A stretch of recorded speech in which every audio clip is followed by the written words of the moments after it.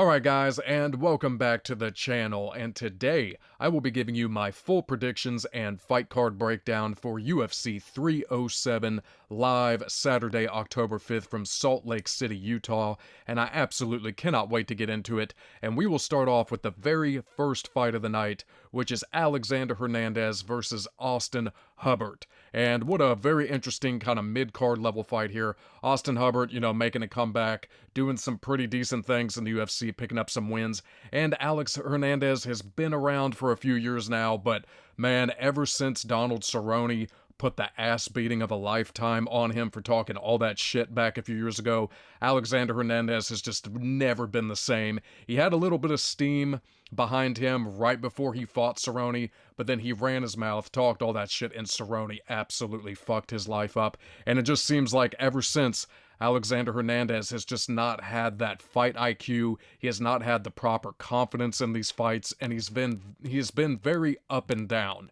He'll win a fight, lose one or two, maybe three, win a fight, lose one or two, win a fight. So he's very inconsistent, and it's very, very hard to trust Alexander Hernandez in these fights because he just has these lapses in judgment on the feet, and he tends to get overwhelmed by guys. And even though it's a pretty interesting and similar matchup, I trust Austin Hubbard in this fight to just be a little sharper on the feet, to have that better dog in him, to make all the tactical, decisions in the fight that are going to lead him to just outpointing Alex on the feet, out-dogging him, out-toughing him, and it's just really hard to trust Alexander Hernandez to just keep a steady fight IQ for 15 minutes sometimes. He's just not consistent enough with it. So I am going to pick Austin Hubbard by decision to beat Alexander Hernandez in what I think will be a pretty interesting stand-up fight, but I do anticipate Austin Hubbard will edge him in the striking and the dog toughness and pull this win out. Moving on up, we are looking at Tim the Dirty Bird Means versus Court McGee, and very interesting matchup of longtime veterans. Both of them are very up there in age. I believe Tim Means is 41, Court McGee is about 39, and they're both on the way out the door at the very tail end of their careers. And, they've had very interesting UFC careers. They both had a pretty solid early start. Court McGee was just tough as hell, just a dog, not really finishing guys, but just a very solid, tough fight. And would just, beat you up, grind on you, and take you to a decision.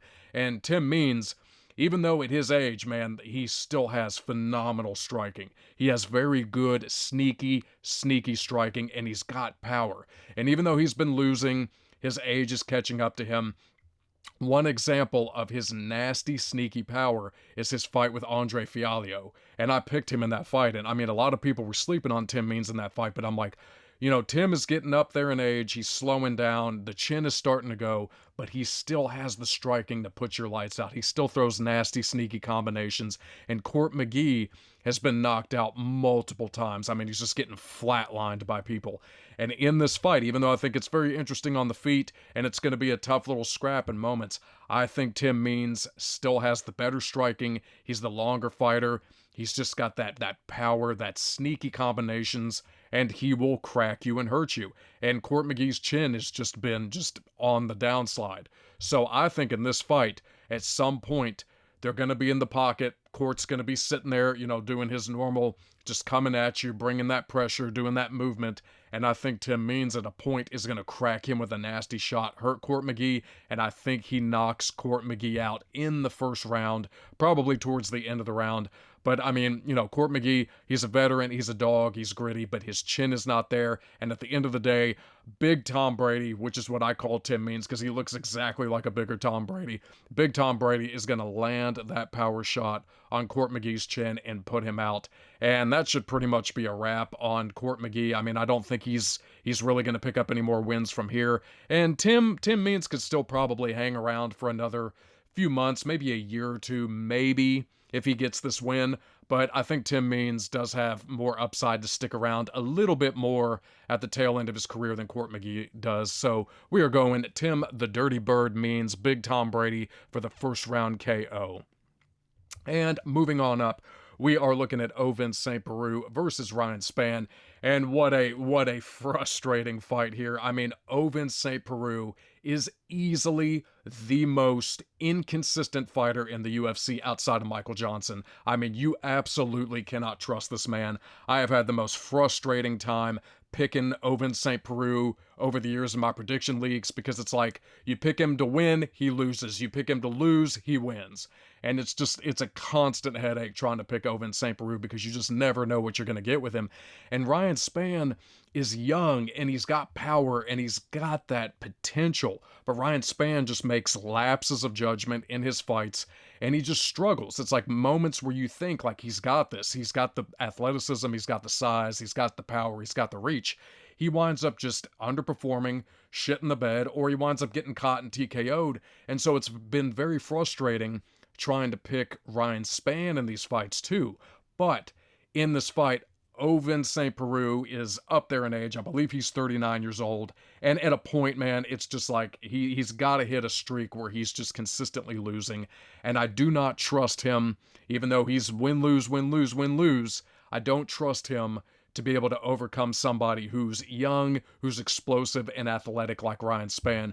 So I think Ryan Spann will catch him with a big shot in this fight and put him out, and just kind of finally start to put Ovince St. Preux, in a spot where he's just not going to pick up that win-lose anymore. He should start to hit that skid, because Ovince he's just really not that good. He's slow. He's not good defensively. He doesn't move his head well. He doesn't keep his hands up well. He gets tagged and hurt a lot in most of his fights. And I think if Ryan Spann comes in here with the right game plan, and he comes in here with good fight IQ, he could fucking steamroll Ovince St. Preux. But he has to show up, and he has to fight a good, clean, technical fight to get that done. Otherwise, OSP could just pull some wonky-ass fucking comeback, on him, and wind up beating him if he doesn't show up. So I'm going to trust that Ryan Spann makes a statement in this fight, gets back on track from his loss to Anthony Smith in this 3-fight skid he's been on, and I think Ryan Spann will get it done and put Ovince St. Preux on the back burner of another loss. All right. And we are moving on to Stephen Wonderboy Thompson versus Joaquin Buckley. And a super interesting fight. I love Wonderboy. Everybody loves Wonderboy. The nicest guy on the planet. The nicest guy in combat sports. You always want to see him do well. And, you want to see him win. But Stephen Thompson is up there in age. He's 40 years old. He still looks good in there.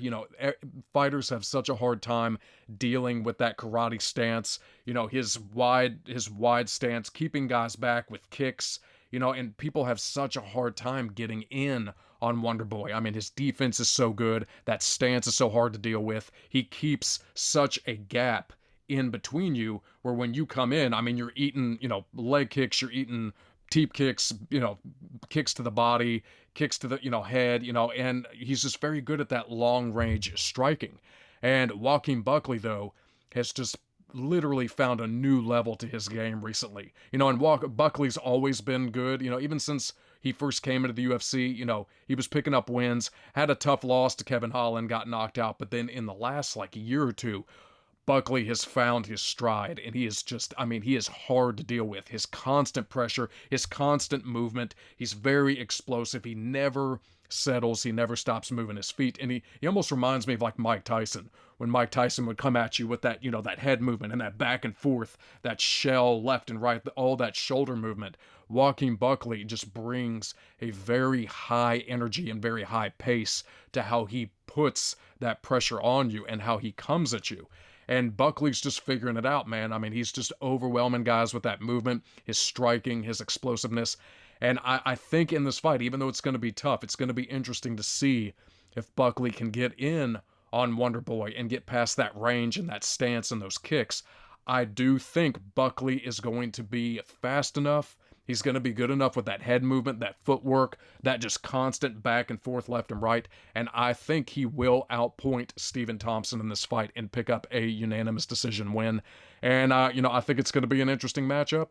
And I think Wonderboy could have some moments where Buckley is, trying to figure out how to get in on him. But once Buckley picks up that groove, starts to get past the kicks, starts to cut angles, I think he's going to start to land some shots on Wonderboy, and he's just going to be the more aggressive fighter.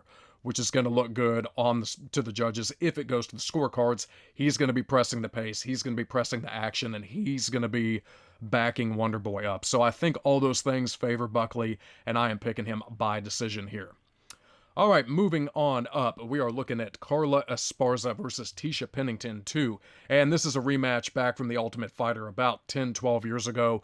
Carla Esparza did beat Tecia Pennington, who was formerly Tecia Torres back then. I believe it was a majority decision. It was a really close fight, but in this fight, this is Carla's last fight before she retires. I actually thought she already retired on her last fight. I could have sworn she said she was already retiring, but this is actually her retirement fight.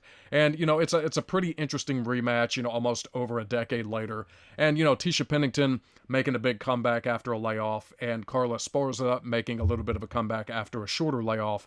But in this fight, even though it's going to be very interesting on the feet, and I think Tecia Pennington is the better striker. Most of the women that Carla fights are the better striker on the feet. But where Carla gives these women fits is with her pressure and her wrestling. You know, she'll stand on the feet with you for a little bit, eat some shots, and then she will time that shot, lock you up, and get you down.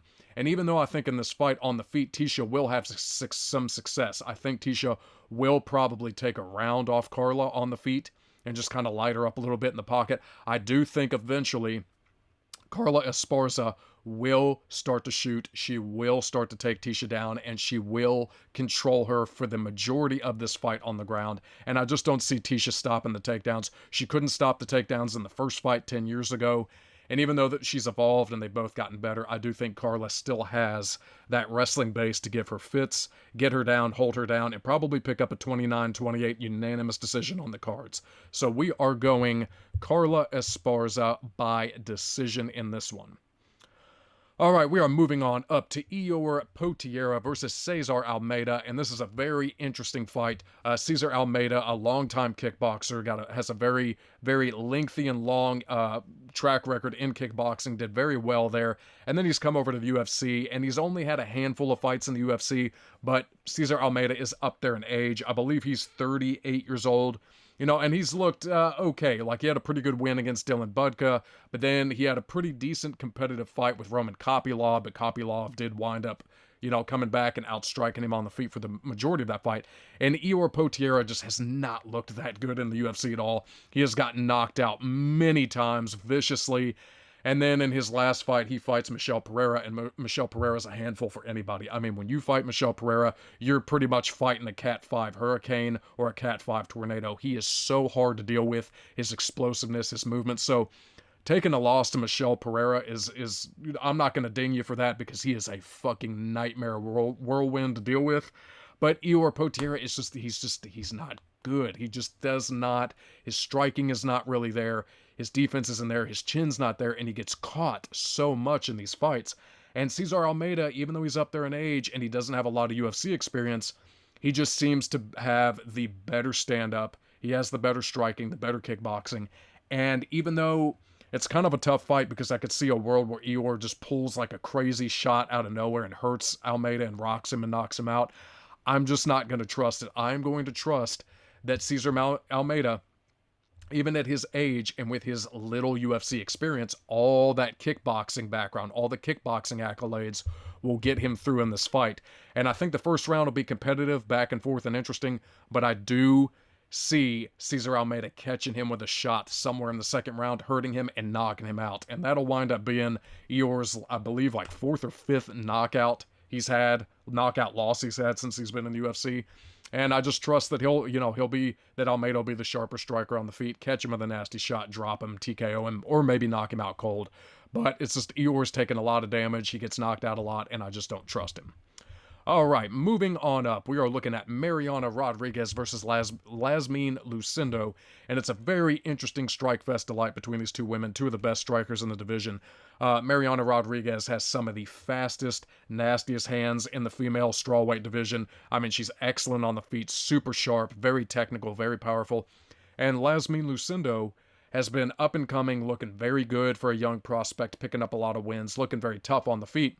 And I will say, in Mariana Rodriguez's defense, in her last fight against Jessica Andrade, she looked very good. She was winning, and it was almost controversial.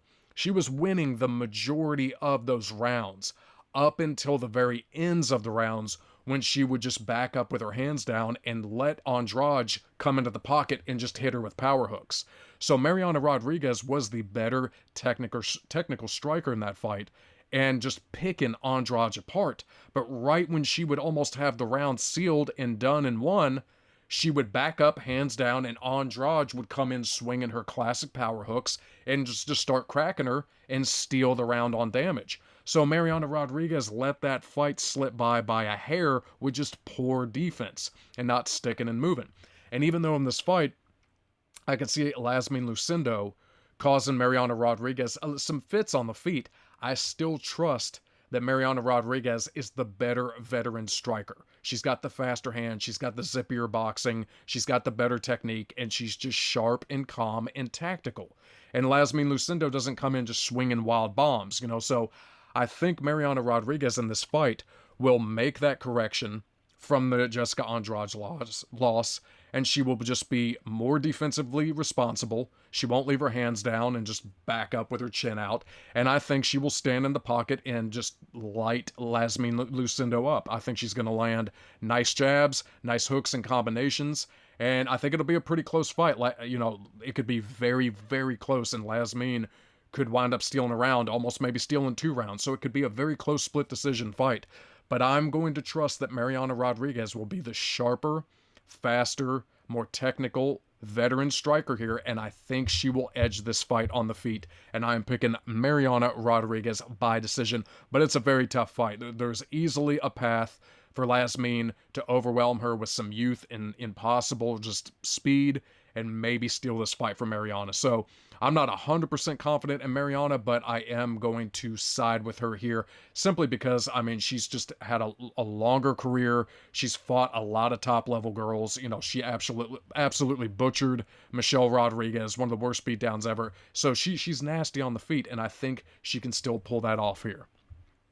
All right, we are moving on up to Roman Dolidze versus Kevin the Trailblazer Holland, and I absolutely love Kevin Holland, man. One of the most fun, just talks shit at you, messes with you in the cage, has a good sense of humor, clowns around a little bit, but he normally will come in there and try to get the job done. And sometimes Kevin comes into fights and he doesn't really perform, he doesn't really show up, and he lets fights kind of slide out of his hand. But when Kevin shows up and he's on and he wants to win, he is hard to deal with, and he's one of the best in the middleweight division. Kevin has nasty long-range striking. He's got great combinations, good footwork, nasty, sneaky, laser cannon power. And Kevin is he's hard to deal with, and he has very, very underrated and sneaky jiu-jitsu. That is one of the most impressive things about Kevin's game right now, is that he's so good on the feet when he wants to be, and he's so sharp and slick, and he's a technician. But then he will crack you, drop you, wrap up a Darce, wrap up a guillotine, a Kimura. He's submitting guys left and right. And Roman Dolidze, he's just, he's okay. He shows up, he just kind of pitter-patters with guys. He has okay performances here and there, picks up some wins, and then sometimes he looks like shit, and he gets overwhelmed, and he gets beat on. And his fight with Anthony Smith, nothing to write home about. He looked okay, but that was more Anthony Smith just not showing up, because Anthony Smith, even though his name is Lionheart, he doesn't show up with heart hardly ever. And Anthony Smith just shows up, accepts defeat, does nothing in a fight, stands there, eats shots, gets taken down, and just accepts it. So that was more Anthony Smith just not showing up in that fight than Roman really looking good. And even though Roman is not, one of the worst fighters in the company, he's just not that good on the feet. He's not that good overall, and he's never going to be a top contender or a champion. And I think Kevin Holland has the potential to be a top-level, top-5 fighter, and even possibly contend for a title one day if he just consistently shows up in these fights and really puts the work on people, because we know how talented he is. So in this fight, I think Kevin Holland has all the tools to beat Roman Dolidze on the feet. I don't see Roman outstriking him. I don't see Roman even really touching Kevin on the feet, because Kevin is not always hard to hit. He's not easy to hit clean on the feet. He rolls with shots very well, very well. One of the best shot rollers in the division, in the company. But even when you hit Kevin clean with a shot, you don't hurt him. It's almost impossible to hurt him. So I think Kevin Holland is going to come into this fight in absolutely style on Roman Dolidze. And I think he's just going to pick him apart, and it's not even really going to be much of a challenge. Roman might try to come in and wrestle him, clinch him against the cage, hold him against the cage, take him down, but he's not taking Kevin down. And if he takes Kevin down, Kevin's going to get up, and Kevin might even take him down and submit him. So we are going Kevin the Trailblazer Holland by decision over Roman Dolidze. And we are moving on up to Kayla Harrison versus Ketlen Vieira, and a very interesting fight from the newly debuting Kayla Harrison, picking up the big win in her last fight, finally debuting after all these years, and Ketlen Vieira coming off I believe the win off Piani Kianzad. And, interesting fight for Kayla, a next step up in the division for her. And in this fight, I think it's going to be a pretty easy one-sided fight. I think Kayla Harrison is just going to wind up coming out, taking her down. And I think Kayla Harrison is eventually going to submit Ketlen Vieira. Ketlen Vieira's, pretty decent on the feet, but nothing special, nothing super standout about her.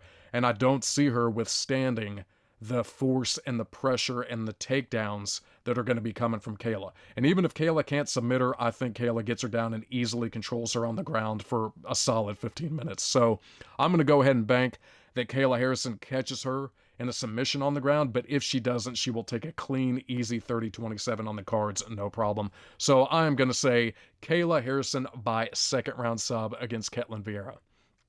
And moving on up, we are looking at Jose Aldo versus Mario Bautista, and a very, very interesting fight, and a fight that I went back and forth on for many, many days, because Mario Bautista, he's very talented, he's solid on the feet, he's got good striking, and Jose Aldo, the king of Rio, coming back, picking up wins. His last win, he looked absolutely amazing against Jonathan Martinez, shut down one of the best leg kickers and kickers in the division, and just lit the kid up. And Aldo, even at his age, at like 38, 39, he has not lost a step, man. He's still looking really good. And Mario Bautista, even though he's coming off a good, solid win against Ricky Simone, it was a very competitive fight, and Ricky gave him fits in that fight. And if you go back and look at it, Ricky was able to take him down.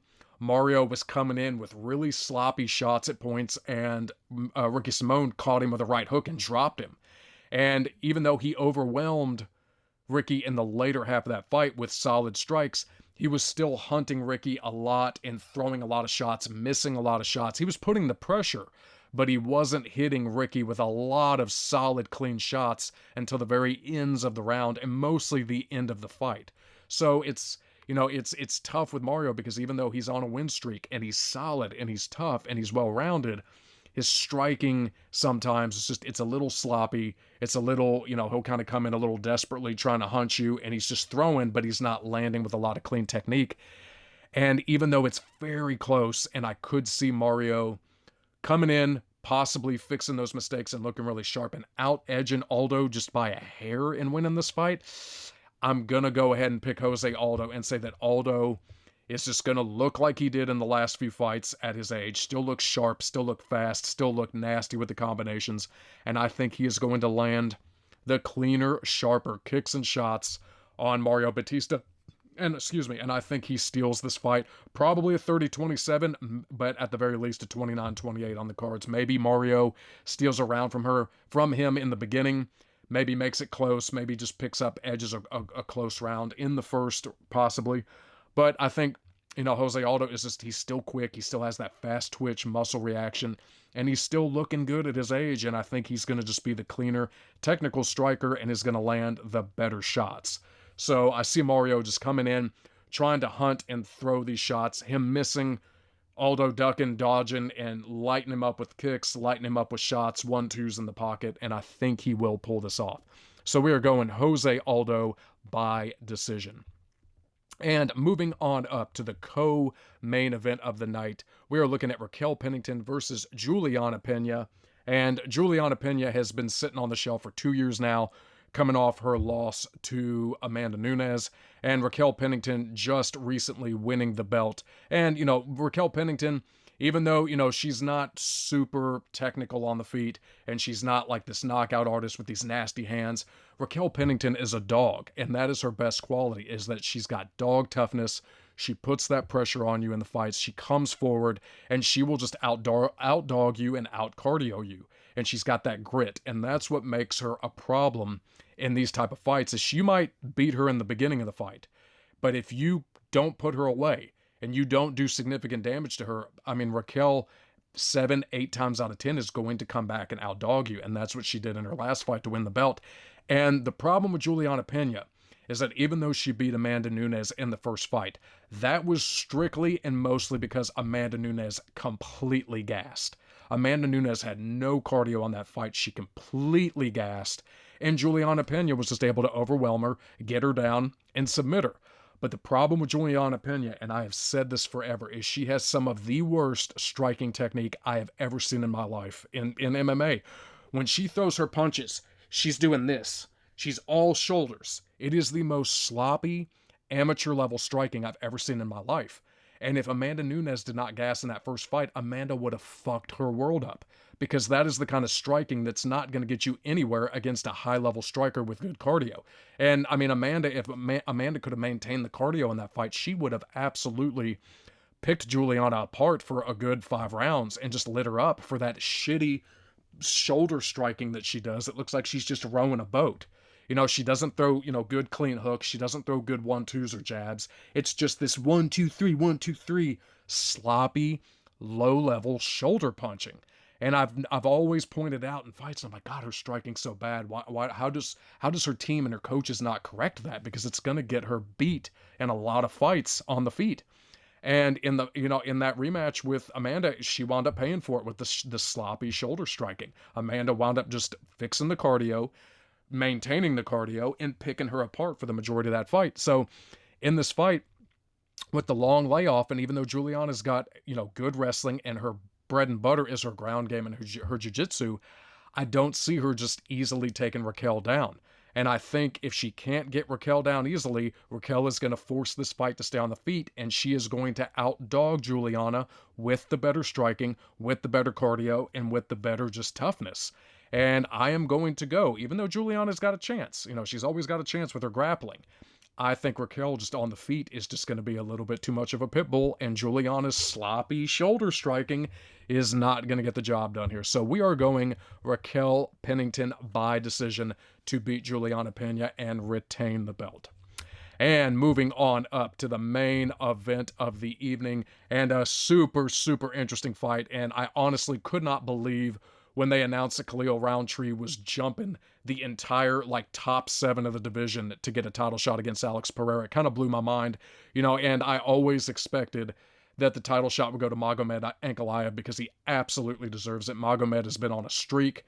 He knocked out Johnny Walker. He should have beat Jan Blachowicz for the belt back a few years ago, but the judges absolutely screwed him.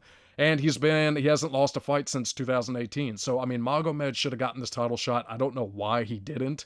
And now he's fighting Alexander Rakic, which doesn't make any sense, but he's going to beat Rakic, and then he will get his title shot.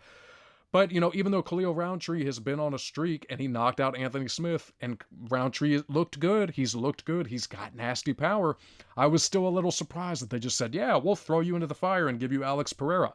So, I'm not saying that Khalil doesn't deserve this title shot, but it is a little bit of a stretch, and I know guys have gotten title shots for less, so I'm fine with him getting the title shot, I just didn't expect it. And even though Khalil, he's got nasty power, he has one punch cannon power, and he's very explosive, I think this is going to be a little too much too soon for him. To go from fighting somebody as shitty and lackluster as Anthony Smith, and not to discredit his other wins, but you also have to remember, he 100% lost that fight to Dustin Jacoby. That was one of the worst robberies I've ever seen in my life. Dustin Jacoby absolutely beat Khalil Rountree, and the judges were all fucking asleep, playing on their phones, scrolling through Tinder. I don't know what they were doing, but it was one of the worst calls ever. So technically, Khalil Rountree should have lost to Dustin Jacoby. So just think about that there. And now he's jumping from should have lost to Dustin Jacoby, beat a shitty, aging, declining Anthony Smith, to now fighting the most dangerous, scary man in the lightweight division. And, even though Alex Pereira has defensive flaws, and he's very stationary with his hands down and his chin up all the time, and Izzy made him pay for it. Yuri was making him pay for it in the first fight. I do have a hard time seeing Khalil Rountree stand on the feet with Alex long enough and getting one of those explosive power shots in before Alex just hits him with a nasty left hook and winds up hurting him and knocking him out. And I think Alex is just going to be a little too technical, a little too fast, and suddenly deadly on the feet.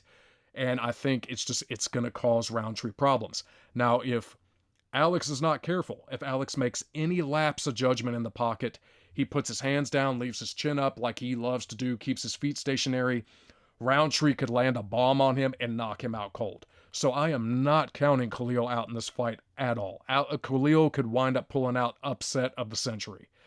But I just think overall it's a little too much too soon to jump from Dustin Jacoby controversy and Anthony Smith to the scariest light heavyweight fighter we've seen in the company's history and the most dominant outside of John Jones. So I think in this fight, Alex Pereira will be too much on the feet for Khalil. His technical prowess, his left hook, his leg kicks are going to be a problem, and I think he's going to catch Khalil Rountree with a nasty shot, probably the left hook, in the second round and knock him out. But if Alex is not careful, Khalil will catch him with a fucking bomb like he landed on Anthony Smith and pull out upset of the year.